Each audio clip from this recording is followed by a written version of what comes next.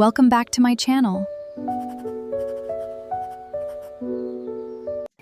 Hi යාළුවනේ හැමෝම සාදරයෙන් පිළිගන්නවා අපේ වීඩියෝ එකට. අද මම ඔයාලව එක්කගෙන යන්නේ අපේ පුංචි පැටියත් එක්ක අපි එළියට ගිහපු දවස් දෙකක් ගැන. එක දවසක් අපි ඉන්ඩෝ ප්ලේ ඒරියා එකකට ගියා. බබාගේ කොණ්ඩේ කපන්න සැලොන් එකටත් ගියා. ඉතින් බබා මේ හැම තැනකදීම මොකද කරේ කියලා බලන්න වීඩියෝ එක දිගටම බලන්න.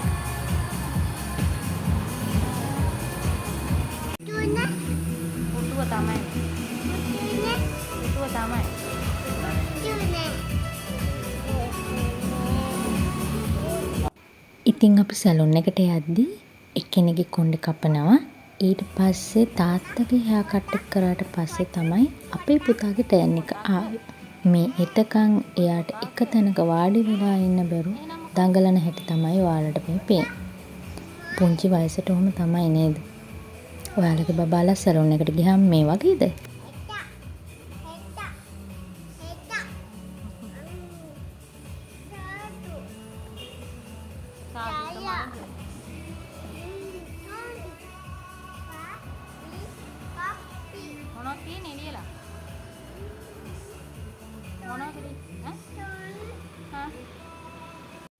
ඔන්න දැන් කොණ්ඩේ කපන්න වාඩි වුණා. ඔයාලා හිතන්නේ මොකද උනේ? එයා ඇඬුවද, ස්ට්‍රගල් කරාද, එහෙම නැත්නම් ආසාවෙන් හිටියද? දිගටම බලන්නකෝ වීඩියෝ එක මොකද වෙන්නේ කියලා.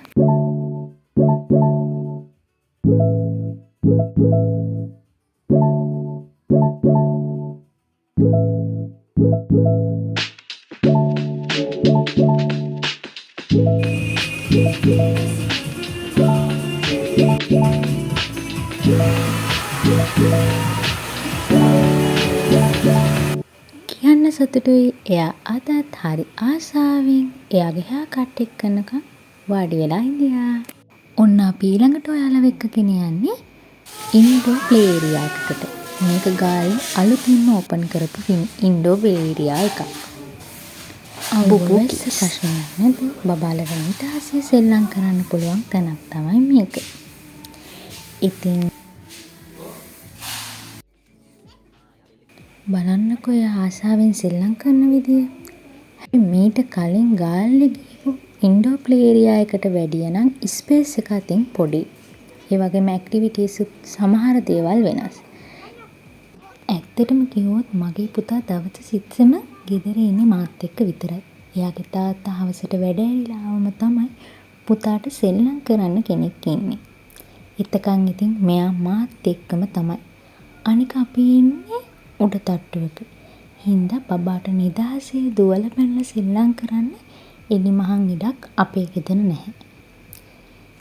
ඉතින් එලිමහන් උද්‍යානයකට මේ වගේ ඉන්ඩෝ ඒරියා එකකට ගියාම පුතා ගොඩාක් සතුටින් සෙල්ලම් කරනවා.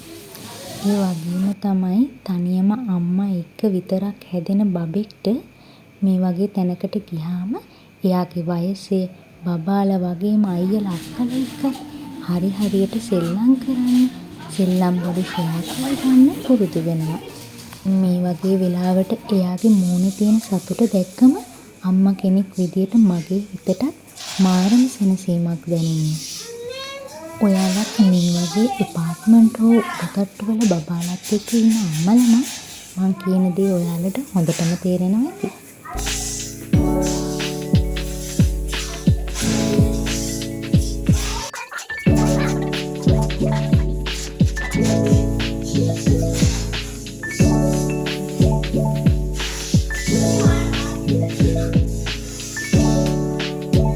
ඉතින් මොනවා තමයි ඒ දවස් දෙක ජීවිත තියෙන්නේ.